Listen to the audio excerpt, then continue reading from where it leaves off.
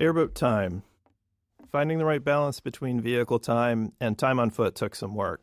Driving at full speed propelled players through the world quickly, and in early playtests we felt that players were missing out on exploring and taking in the game's detail. Exploration and world examination are core values of Half-Life, so we didn't want the vehicle to eliminate that. To address this, we added periodic spots where players could get out and explore small pockets of dense detail. Additionally, as the physics system evolved, we were learning new ways to use it. These spots off the airboat let us introduce an element of discovery around physics, like dropping crates into the water or combining barrels to raise a ramp.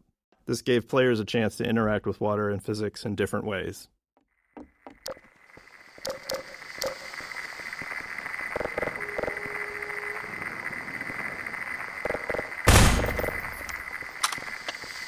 Station 12, come in. Station 12, do you read?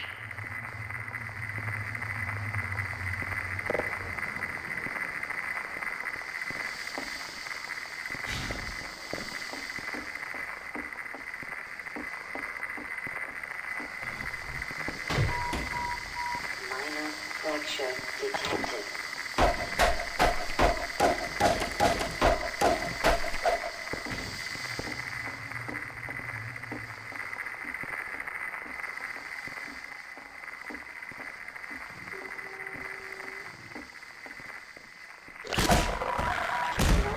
Minor lacerations detected.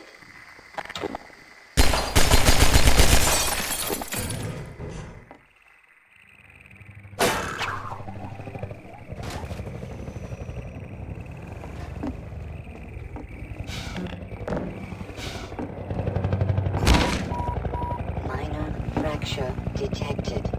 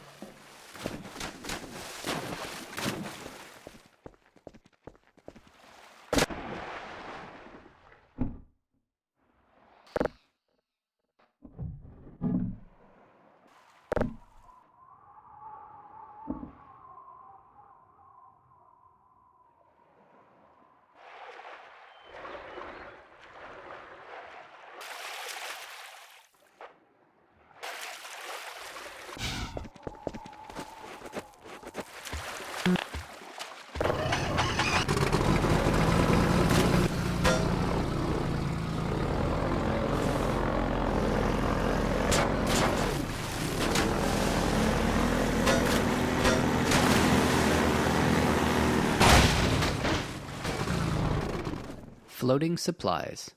In the alpha playtest, the canals were sprinkled with floating supply crates that players could smash with the airboat to collect the supplies inside. The mechanics were somewhat gamey, but helped keep the flow of the gameplay going, allowing the player to resupply on the go. To help make the premise more plausible, we wanted to tell the story of how the floating crates ended up so conveniently placed along the player's path. This scene of the citizens dropping supply crates helped sell that fiction, while also making the canals feel more alive. It also made players feel more heroic and important to be helped by so many supporting characters.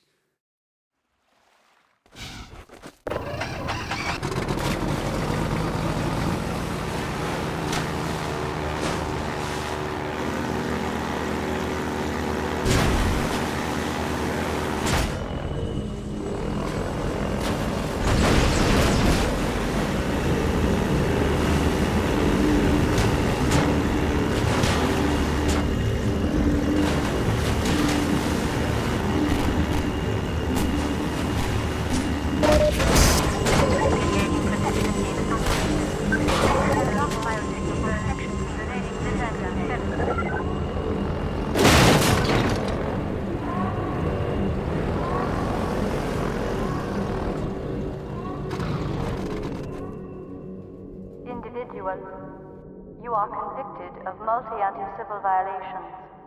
Implicit citizenship revoked. Status, malignant.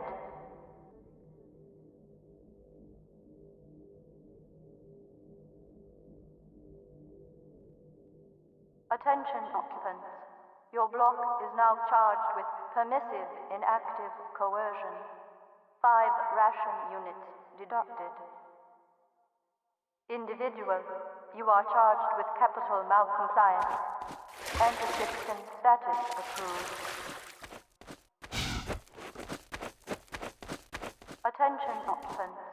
Your block is now charged with permissive inactive coercion. 5 ration units deducted.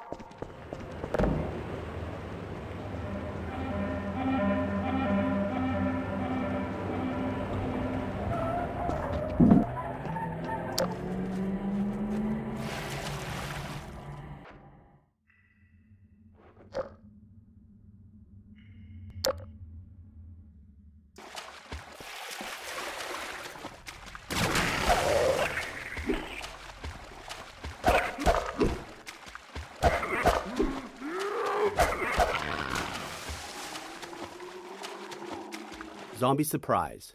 There's a little bit of a cheeky jump scare in this sewer pipe. Players wander in here, all focused and curious, and then an underwater zombie pops up, almost always scaring the pants off of playtesters. One fell completely out of their chair, and we mark that moment as a success.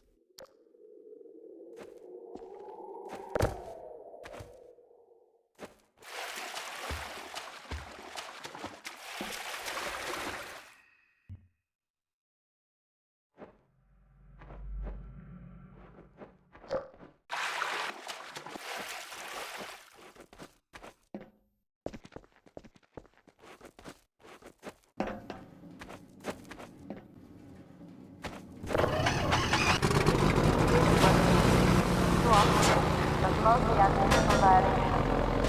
Implicit citizenship revoked. Status, malignant. Individual, of multi-anti-civil violation. Implicit citizenship revoked. Status, malignant.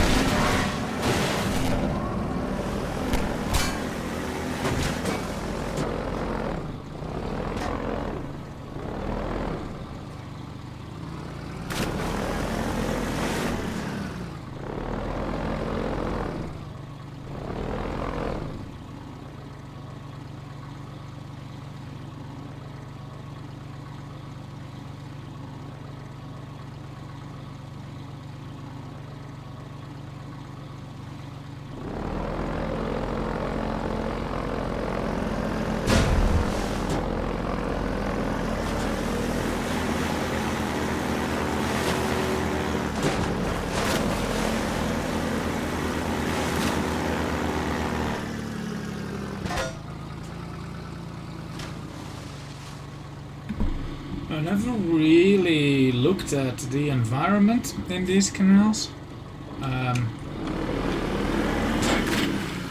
Actually, like, we're still, like, well, not quite downtown, but, like, still, like, in the city.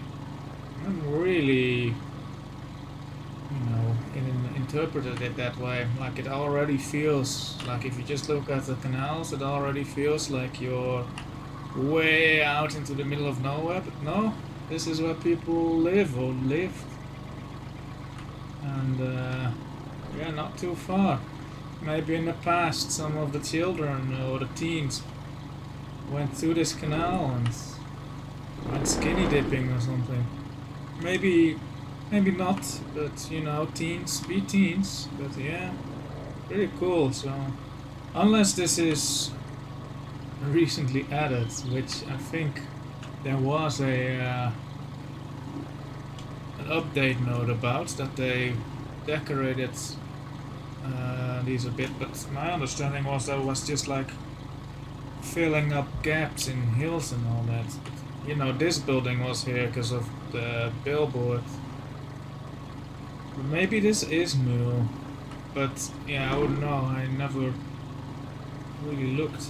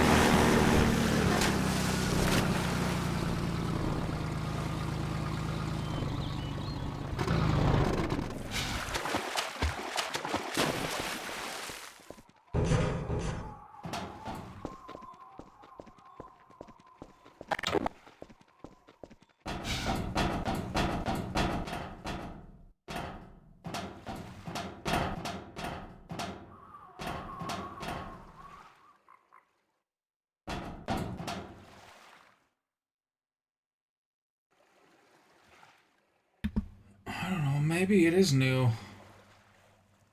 It feels so unfamiliar, but I really have not looked around for years, decades. You just drive past this in speedruns, but you don't even visit this. But like, what do I know? I feel like the Citadel might have been more visible from here, but I'll have to visit some reference points and keep looking into that.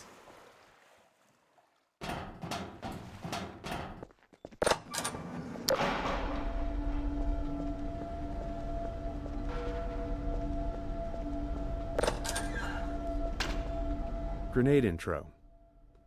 We conceived of this Combine base Confirmation of a disruptor in our midst, one who has acquired an almost messianic reputation in the minds of certain citizens. His figure is synonymous with the darkest urges of instinct, ignorance, and decay. Some of the worst excesses of the Black Mesa incident have been laid directly at his feet. And yet unsophisticated minds continue to imbue him with romantic power, giving him such dangerous poetic labels as the one free man, the opener of the way. Let me remind all citizens of the dangers of magical thinking. We have scarcely begun to climb from the dark pit of our species' evolution. Let us not slide backward into oblivion, just as we have finally begun to see the light. If you see this so-called free man, report him. Civic deeds do not go unrewarded, and contrariwise, complicity with his cause will not go unpunished. Be wise. Be safe. Be aware. Grenade intro. We conceived of this Combine base as both a training area and a playground for grenades, introducing them here in infinite supply crates to signal that it's safe for players to use grenades freely without fear of running out.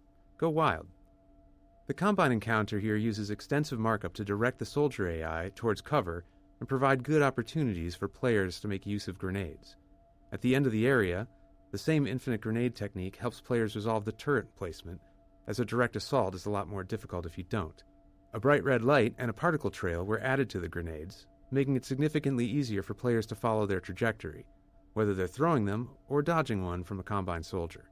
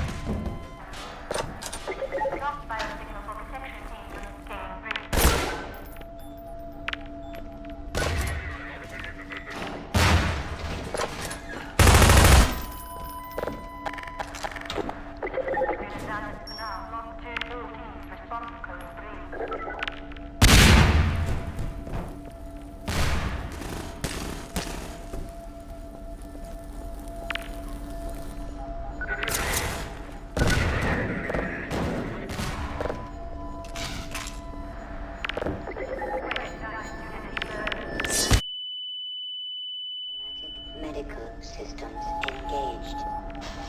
Morphine. Minor lacerations detected.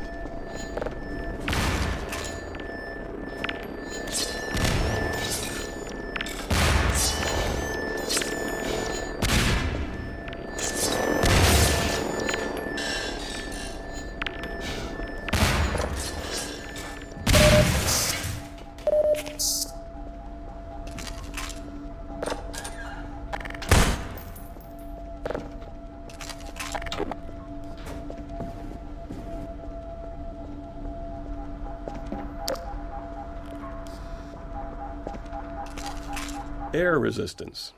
One important feature we had to add to our physics engine for Half-Life 2 was air resistance. At the time, physics engines would typically implement a general damping feature for slowing objects down as they moved, but this merely removes energy in a symmetric way.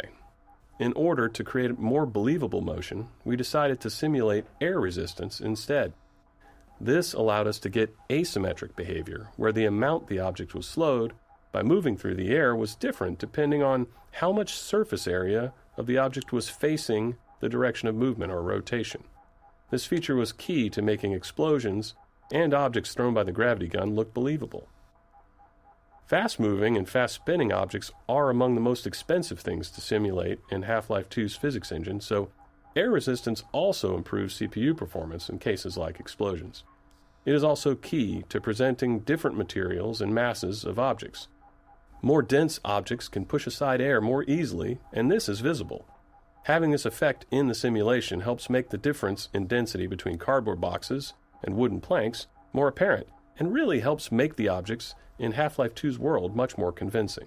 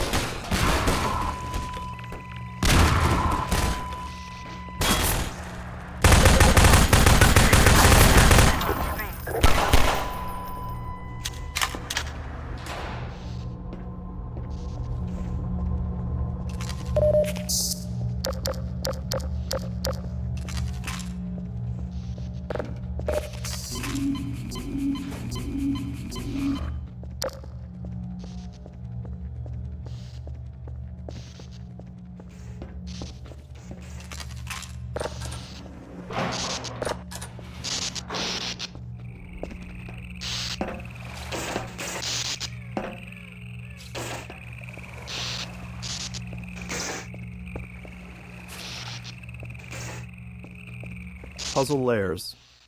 Because players are often totally unaware of the designer's intent, which we think is a good thing, they tend to respond in all kinds of surprising ways to our puzzles. Even seemingly simple puzzles can see countless failures along the way to success. That was the case with this puzzle to open the canal gates, which required many layers of hints and cues. The sparking wheel communicates that this is where someone would normally open the gate, but some other method is needed. A few crows draw the player's eye towards the solution, in this case, a bundle of girders on a pendulum.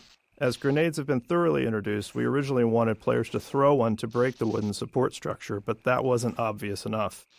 We added exploding barrels as a much clearer clue.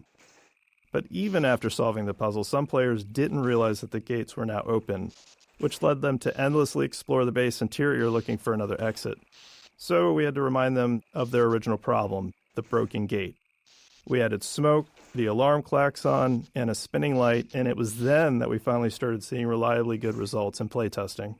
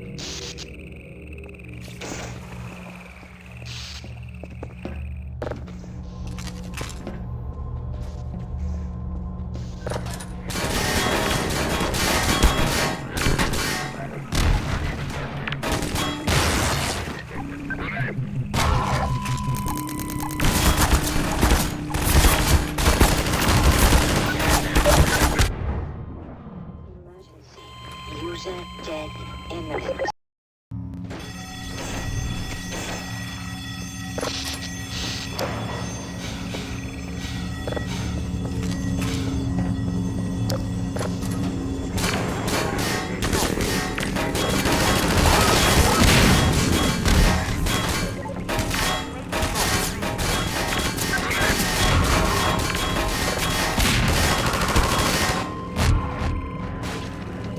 Line 7, unit down at Waste River.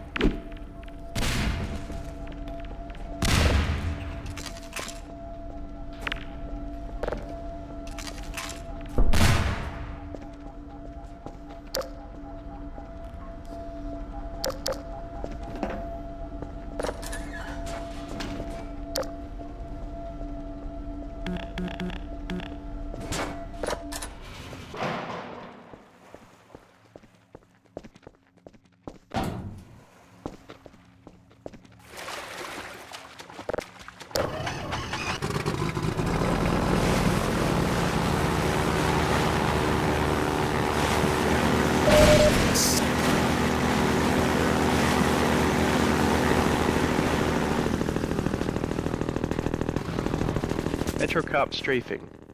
The initial design of the airboat levels aimed to challenge players with tight maneuvers under pressure from Metrocops. The Metrocop strafing fire pattern was meant to make players slalom around the shots as they sped through, but in a review process, internally known as Overwatch, some playtesters felt frustrated being shot at without a way to retaliate. They wanted the airboat to feel powerful and unstoppable.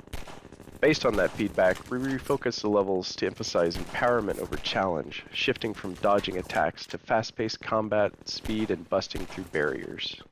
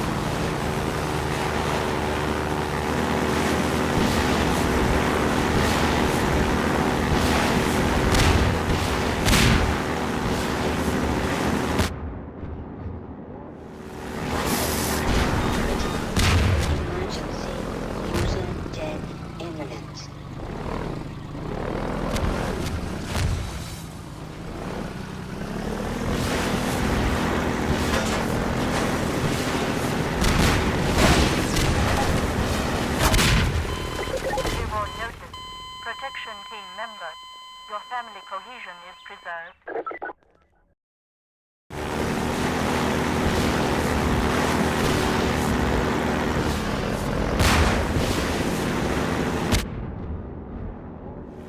Vital signs critical.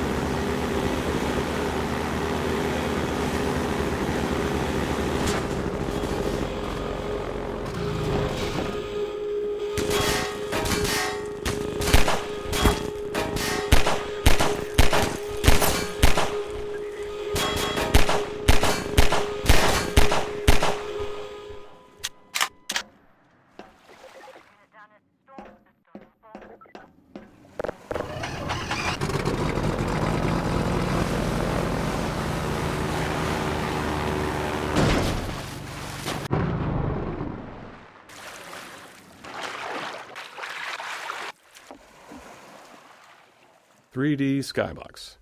We've always needed to render a world that feels larger than our map limitations allow. In Half-Life 1, we used a cube map texture to let players see beyond the playable area.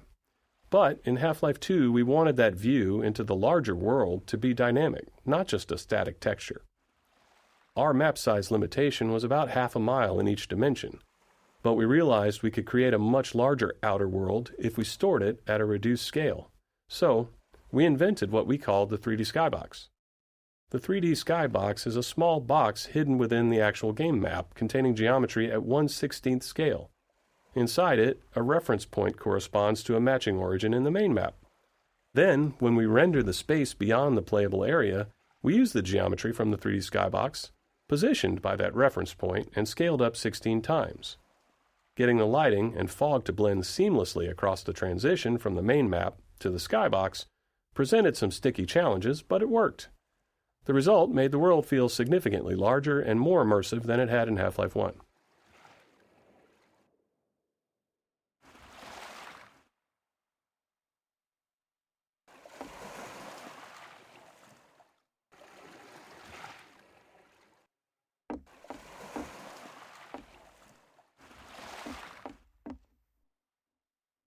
Three 3D skybox. We've always needed to render a world.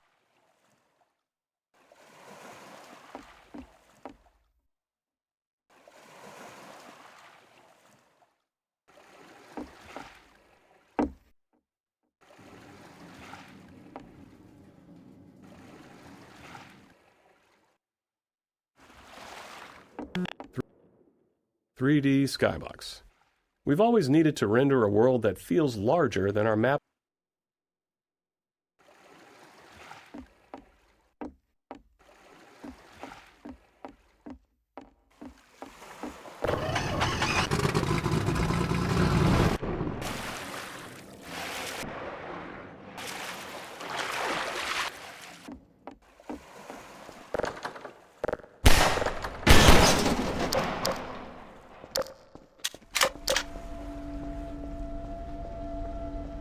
.357 Intro.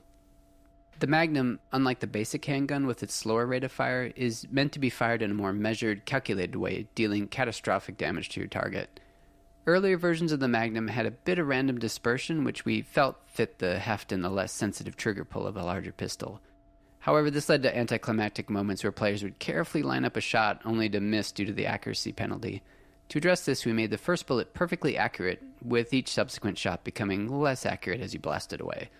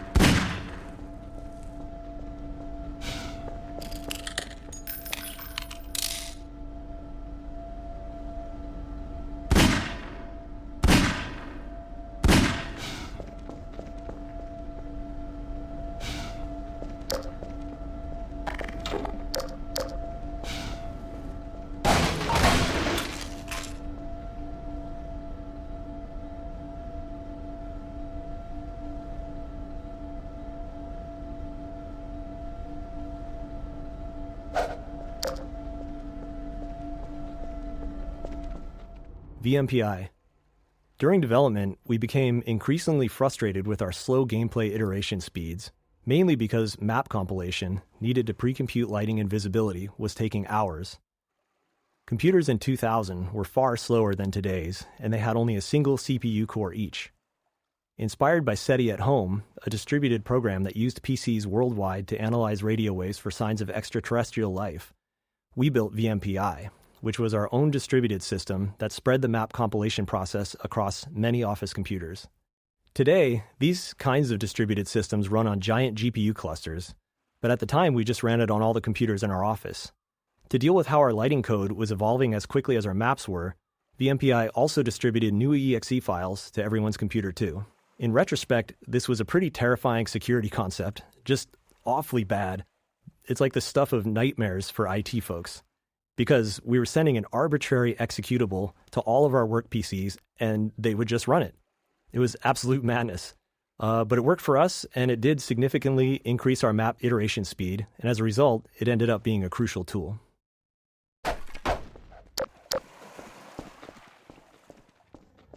VMPI.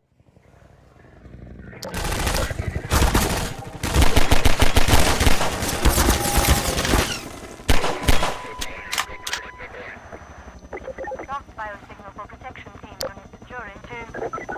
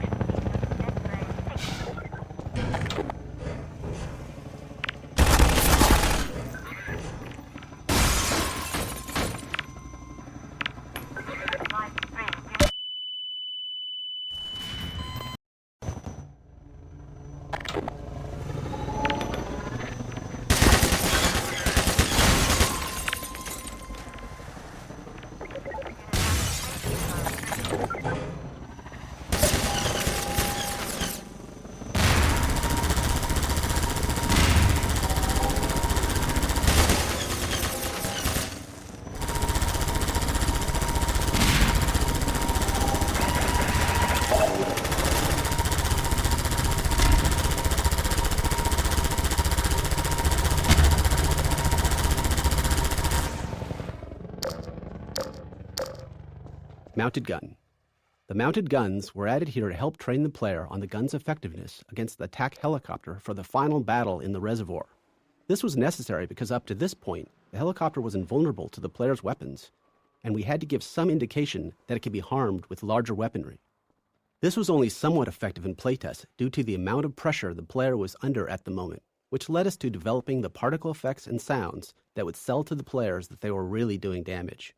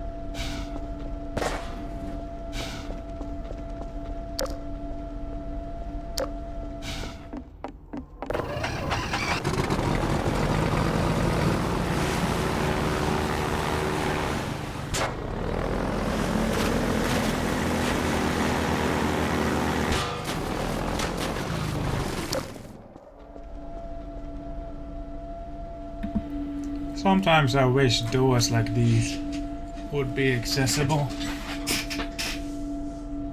I wonder where it goes. Is it just like just a tiny room of some equipment? If even a room?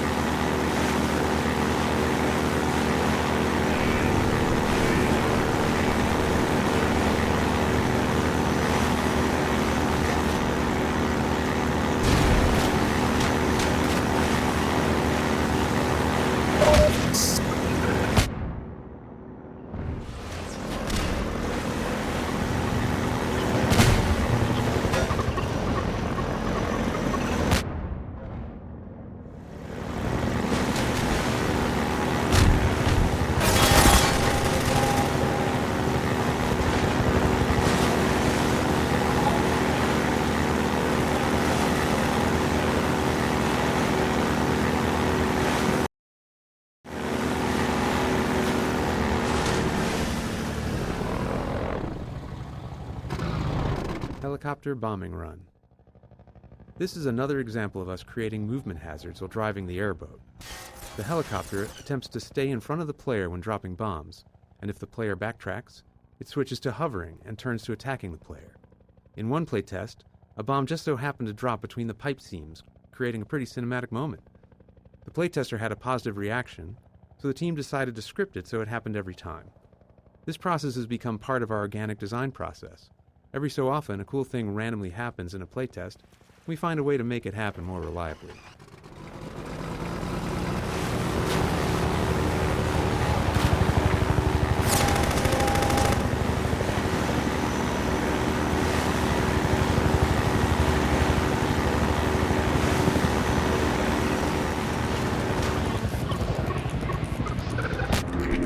This one is new, I'm sure of it.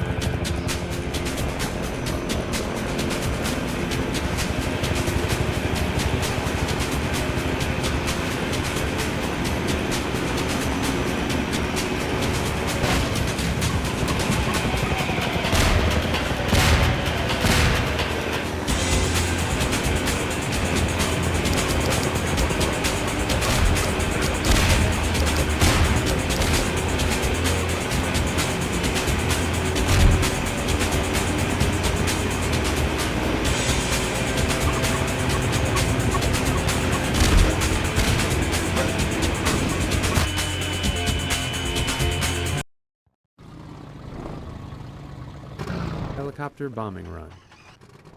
This is another example of us creating movement hazards while driving the airboat. The helicopter attempts to stay in front of the player when dropping bombs, and if the player backtracks, it switches to hovering and turns to attacking the player. In one playtest, a bomb just so happened to drop between the pipe seams, creating a pretty cinematic moment. The playtester had a positive reaction, so the team decided to script it so it happened every time. This process has become part of our organic design process. Every so often, a cool thing randomly happens in a playtest, and we find a way to make it happen more reliably.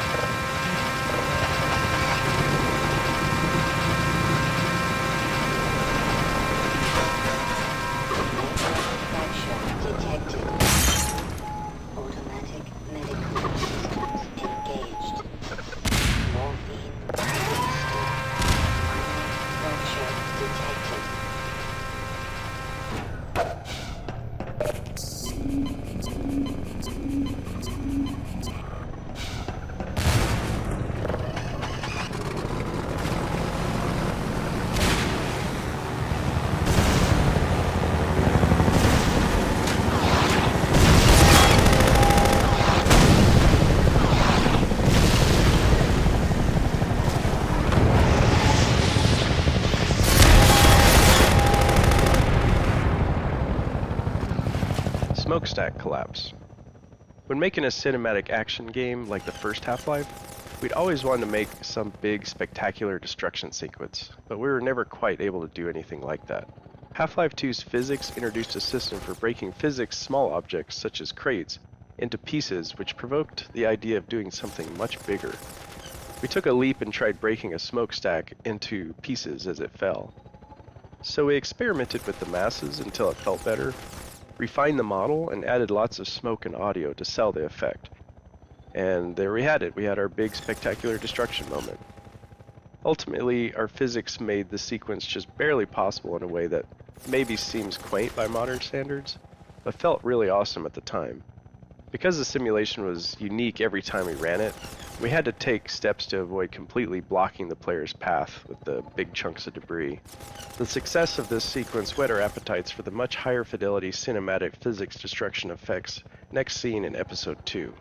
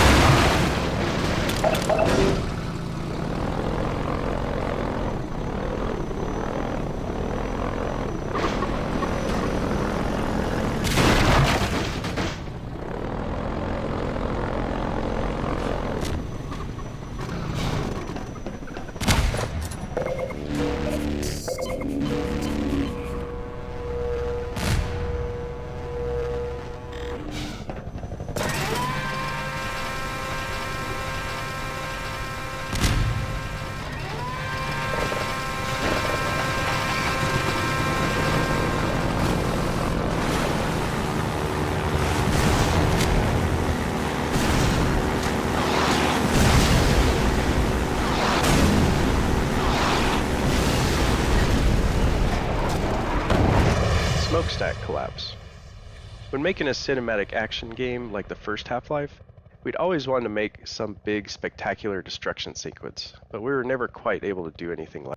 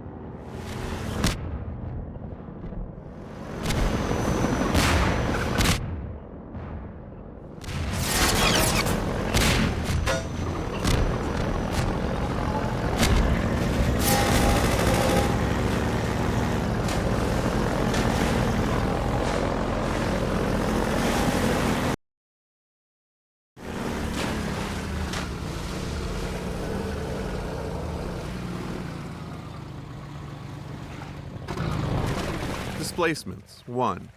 After Half-Life 1 shipped, our level designers and artists wanted a better solution for outdoor environments, so we built the first version of our terrain system. It was based on subdivided quads. To visualize this, imagine a flat square divided into a grid, where each point on the grid can be moved up or down. Level designers could lay out multiple squares and then use a paintbrush tool to shape hills and valleys by adjusting the grid points. For rendering, we used a special blended texture, which combined two different textures. Each grid point specified how much of each texture to use, allowing smooth transitions between surfaces like sand, grass, dirt, and gravel. This type of terrain system wasn't unusual in game engines at the time, and we naively thought it would be enough for our game designers. Washing machine puzzle.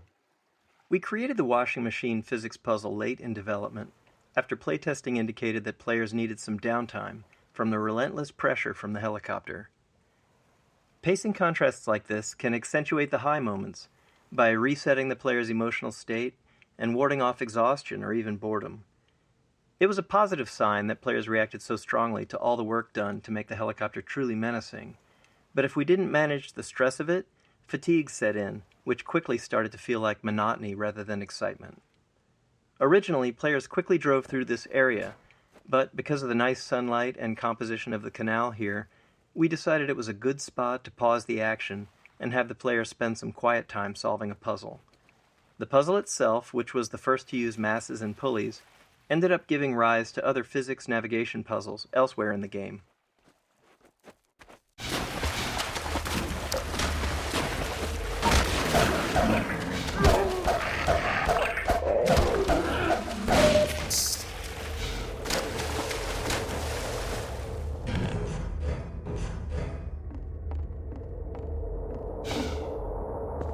Displacements 2.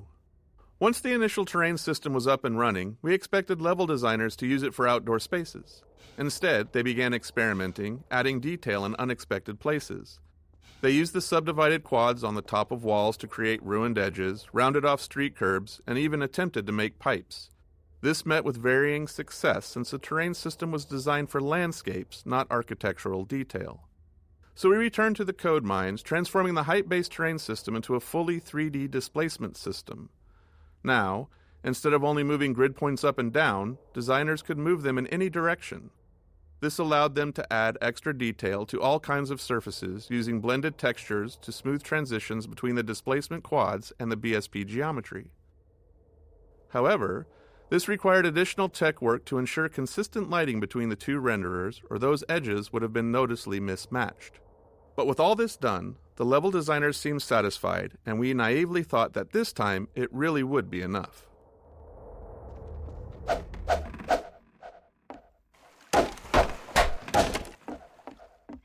Displacements 3. With the general displacement system in hand, level designers didn't stop at adding detail to the world and returned to their original goals of building large-scale outdoor sections. This led to another round of updates to balance performance, ensuring the system could handle both fine detail and larger ground terrain. Texturing had to improve as well, especially to support complex structures like overhanging cliffs that weren't possible with the original. Displacements 3. With the general displacement system in hand, level designers didn't stop at adding detail to the world and returned to their original goals of building large-scale outdoor sections. This led to another round of updates to balance performance, ensuring the system could handle both fine detail and larger ground terrain. Texturing had to improve as well, especially to support complex structures like overhanging cliffs that weren't possible with the original height-based system. Designers, never one to rest on their laurels, also started using displacements to create caves and tunnels. While these additions looked great, they required even more technical adjustment.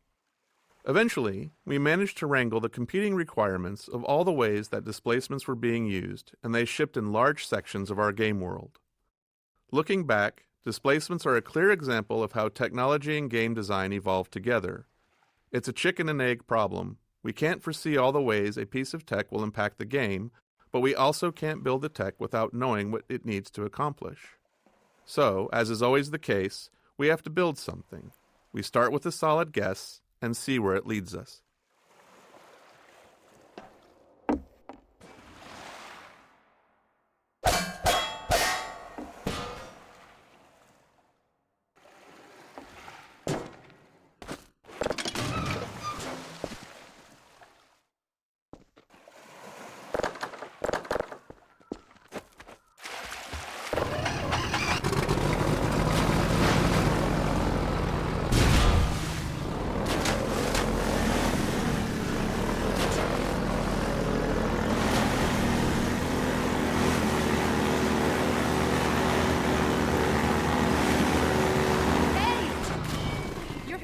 aren't you? Well, I wouldn't believe it if I couldn't see it with my own eyes. Dr. Gordon Freeman himself.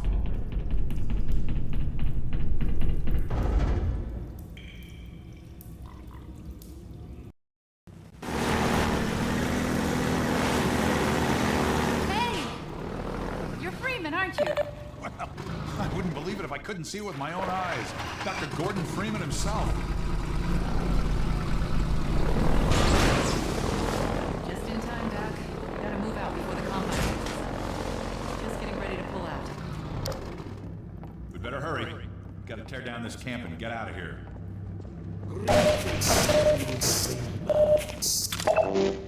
Come on in. I'll show you what you're up against.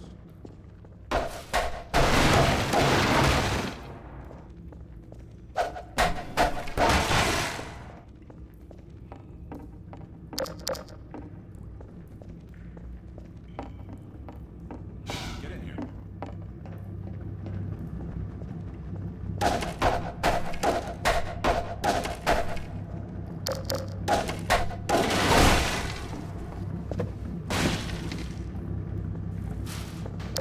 Don't worry about the airboat.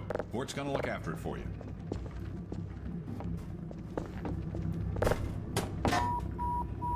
Here, take a look at this. Fracture detected. This here's the dam. It's just up ahead. Eli's hideout is here, a stone's throw from the apron and nestled in the old hydro plant. But getting there, with that hunter chopper on your ass, next to impossible. Good news is, the Vortigaunt's working his magic on your airboat, so you'll have a little more firepower going forward. I think he's just finishing up now. Go on out.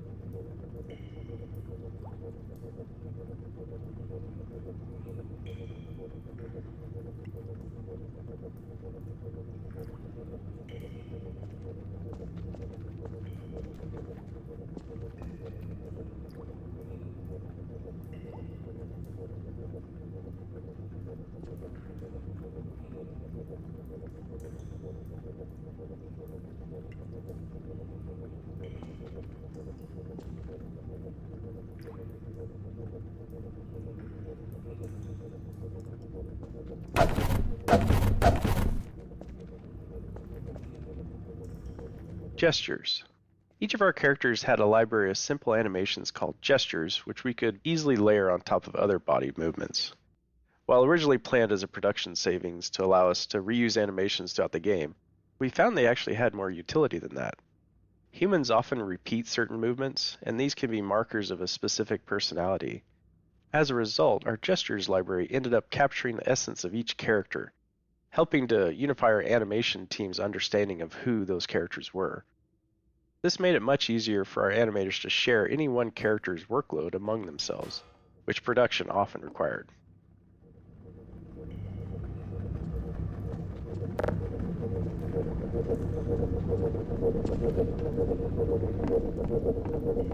There we are. That gun came off one of the same hunter choppers that you're up against. I always like to bring a little irony to a firefight.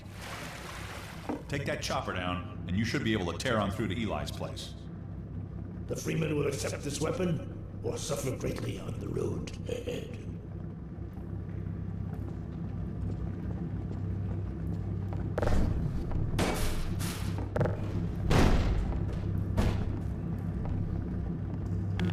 Get going, Dr. Freeman. I can see Eli was right about you.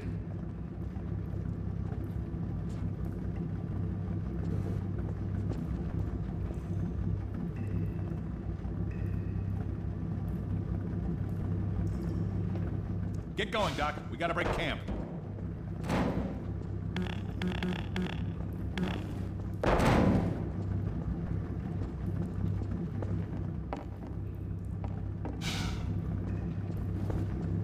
Gestures. Let's get a move on. Gotta clear out before they target us. Farewell, Dr. Freeman.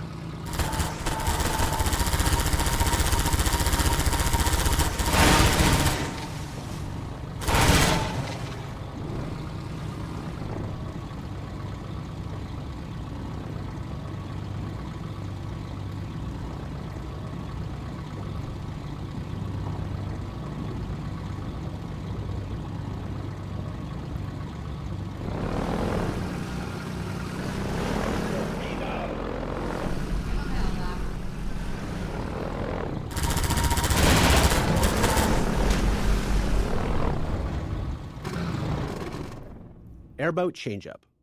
We heard from the playtesters that they wanted more varied gameplay from the airboat. Up until this point of the game, the player had no real way to fight back against the helicopter and other enemies, so it felt right to introduce a new weapon and in turn deliver a pacing change and set the stage for what would come next. In the subsequent areas, we added target practice to acquaint people with their new weapon. Extra physics force on the airgun projectiles meant targets would get sent flying and make it feel way more powerful than anything in the player's loadout. Even then, when it came to playtesting combat against the helicopter, a lot of testers still thought it was invincible and hadn't noticed our efforts to illustrate that it was taking damage from the Combine-mounted guns earlier. To get over this, we did the most obvious thing. We put the helicopter directly outside the tunnel in which you get the gun and make it extremely clear that you can and should shoot it. And it worked.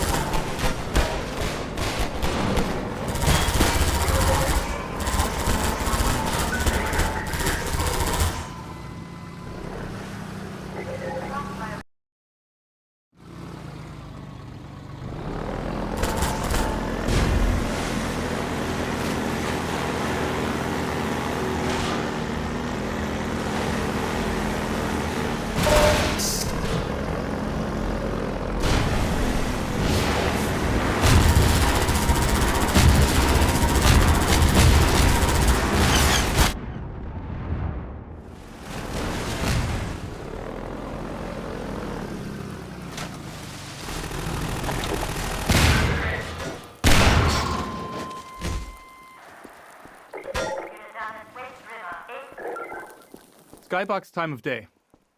The skybox in fog color changes incrementally during this chapter.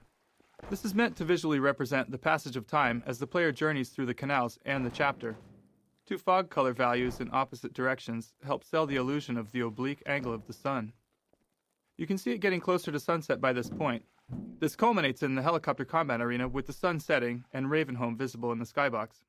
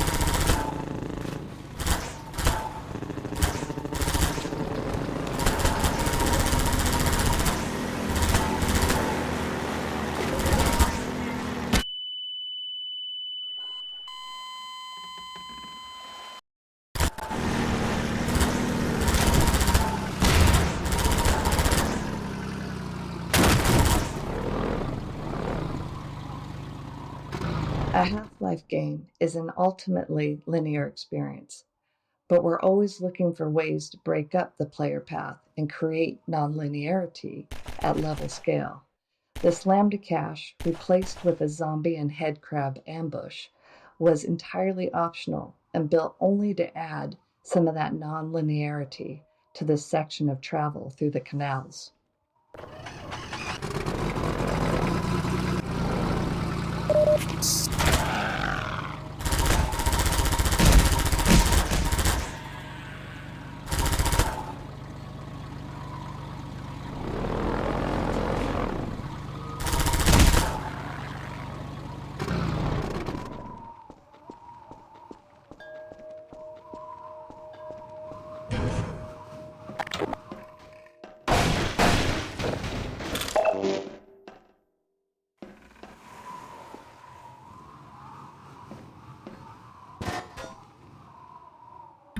This is definitely one of my favorite spots in the game. It's really nice. Despite being in a sewer.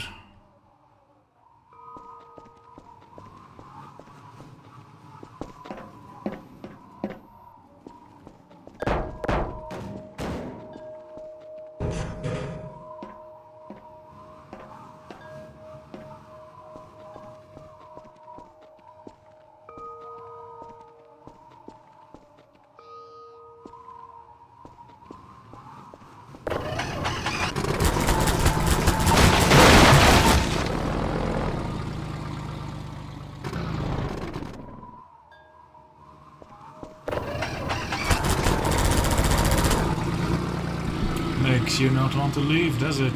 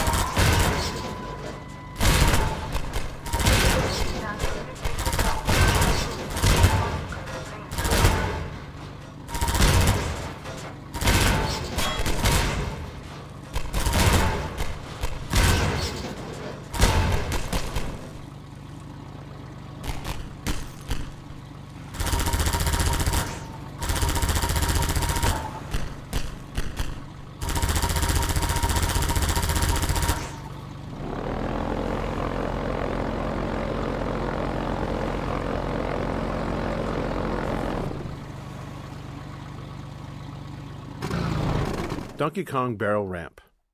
This particular area, the drainage ramp, originally started as just an interesting piece of level architecture. But during playtesting, we quickly saw how fun it was to slide the airboat up and around the slope, so we added more elements to enhance that experience. This included Metro Cops dropping barrels down toward the player, and a little nod to the classic arcade game, Donkey Kong.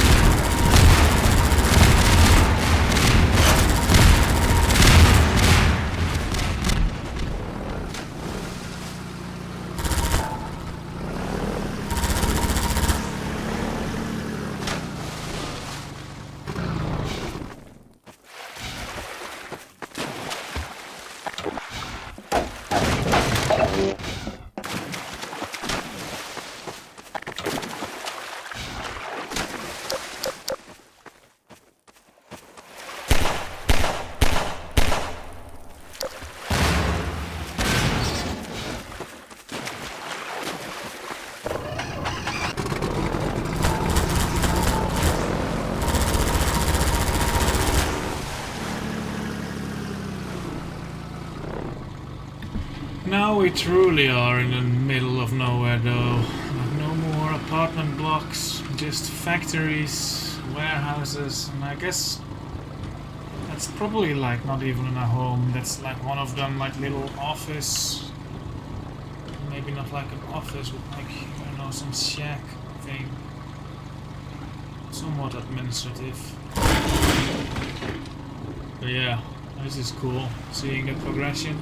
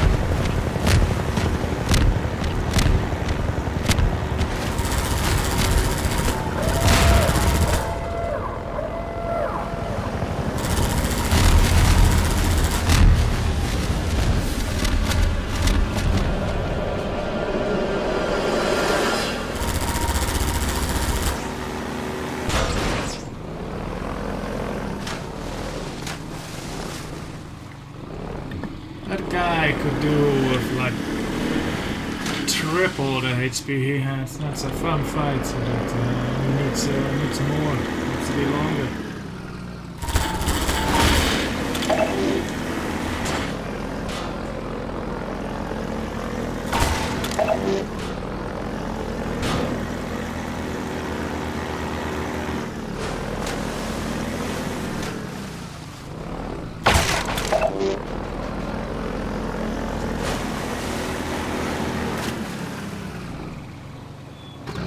Helicopter Megabomb Origin. The Megabomb helicopter attack was based on a bug where a programmer accidentally removed the bomb drop cooldown, resulting in the chopper dropping hundreds of bombs all at once. It looked so cool that we decided that we had to keep it for the final shipping bombing run attack.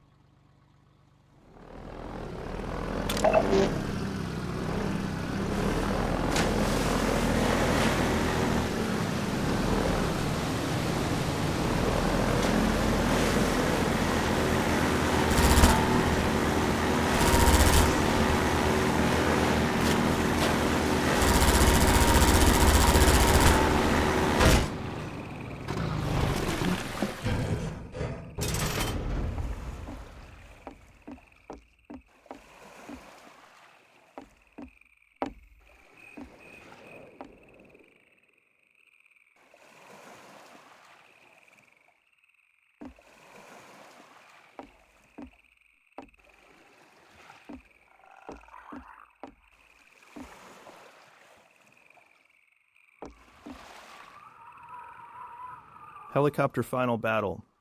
We designed this area as the arena for the final showdown between the player and the Combine attack helicopter. It's the player's chance to finally eliminate the relentless enemy that's been hunting them since fleeing underground after leaving Kleiner's lab. This area went through many iterations to get right. It needed ample space for fast-paced vehicle combat, a smooth movement flow with clear path options, and reliable performance. We also aimed for visual clarity suited to combat, striking but not overly noisy, while ensuring it would serve as a memorable vista once the helicopter is destroyed. Arena Exit Gate. The wheel mechanism to raise the exit gate was added specifically to force the player to defeat the helicopter before they can move forward. We often refer to elements like this as gating the player, using design elements to keep them from progressing until they've completed a necessary task. Here, it's quite literally a gate.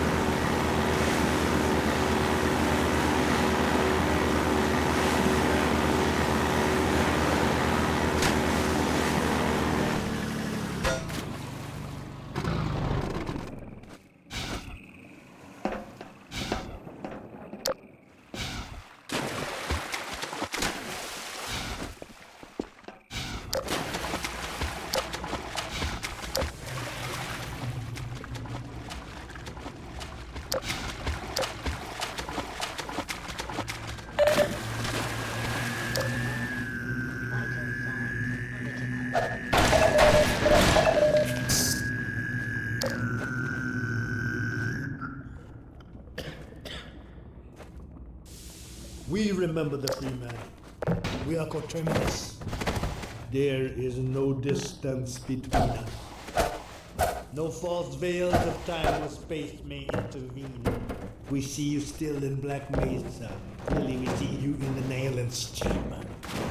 We bear witness to the bright eternity of the Nayland's demise.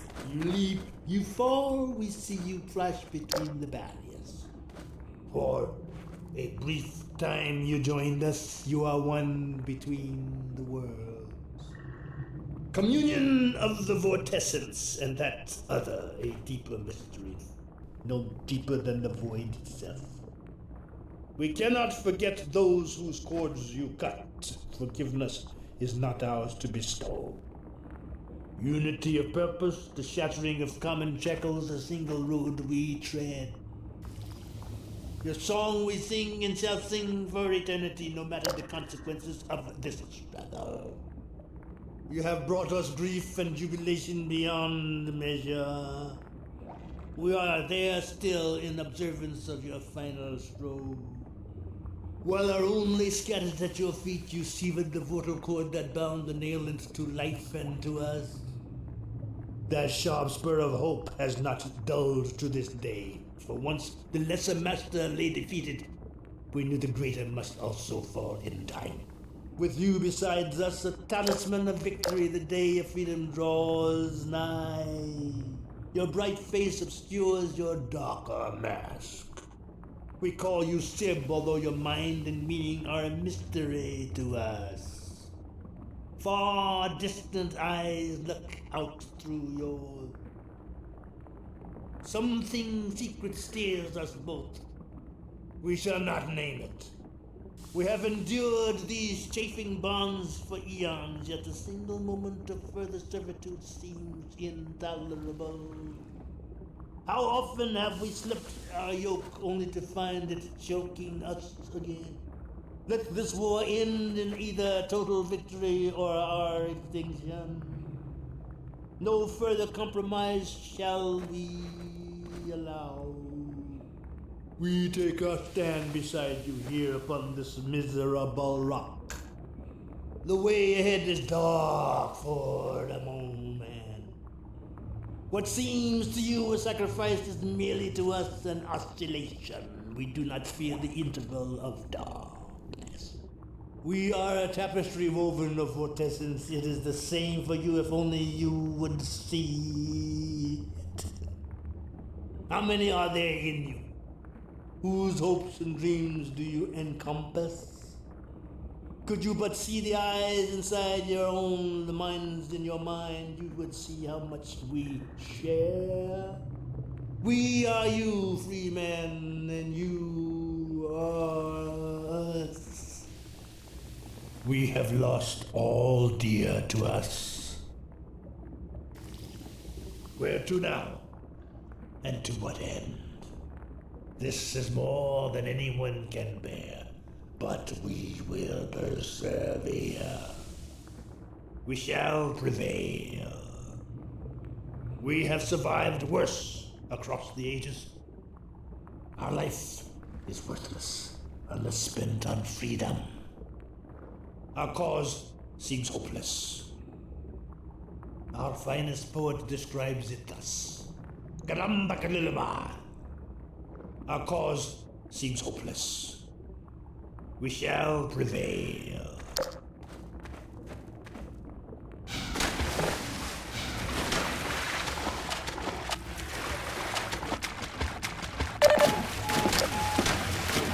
Medical attention.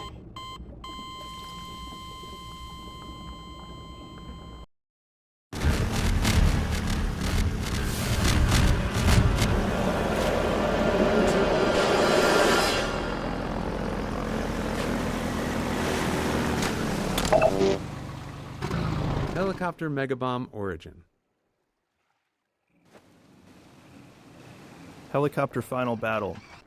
We designed this area as the arena for the final showdown between the player and the Combine attack helicopter. It's the player's chance to finally eliminate the relentless enemy that's been hunting them since fleeing underground after leaving Kleiner's lab. This area went through many iterations to get right. It needed ample space for fast-paced vehicle combat, a smooth movement flow with clear path options, and reliable performance.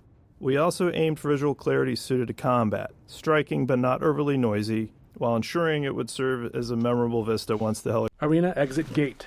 The wheel mechanism to raise the exit gate was added specifically to force the player to defeat the helicopter before they can move forward.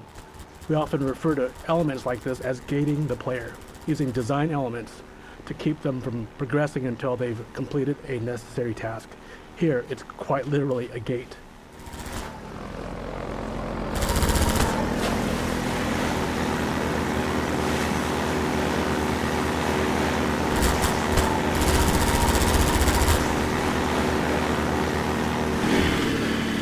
did realize that this helicopter has pretty much like been with us like since the start of the game. Yeah, that's actually really well designed. Like the satisfying feeling you get of like indeed like finally beating it, destroying it. It's been there since like well, they mentioned it, but like the jigsaw puzzle is the first time it shoots at us, but like it's been flying overhead. Yeah, it's really well done. I really like that. Very satisfying end of chapter or of Act 1, I guess.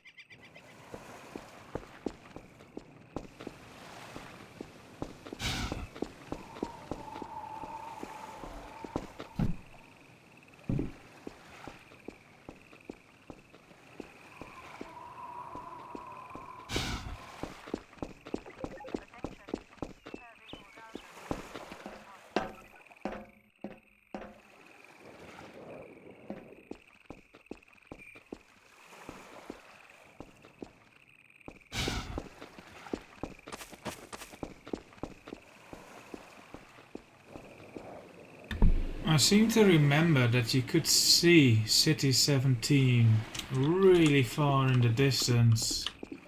That's Ravenholm, so City 17 should be in that direction. You could just barely see it in the skybox. Like the Citadel was like a texture, like a 2 pixels wide on the texture or whatever. But maybe that's not true. I don't remember these hills. Maybe they put these hills in and then blocked the actual view. Maybe I'll no-clip up to see. Maybe I can climb this with a glitch. I try not to use glitches, but like this one's harmless anyway then.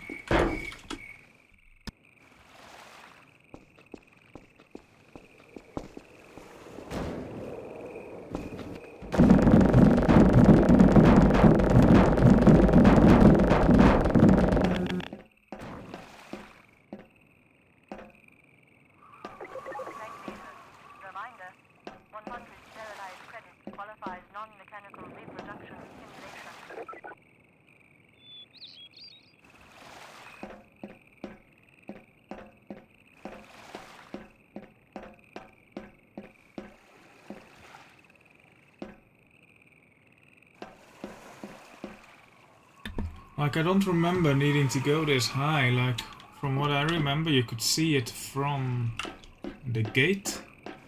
Maybe I'm just mistaking this thing for the Citadel, but like this is way bigger than I remember, so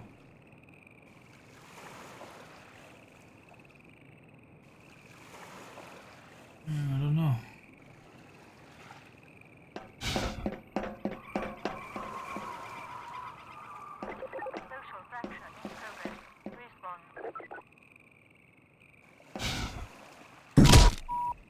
Major fracture detected. Automatic medical systems engaged. Morphine administered.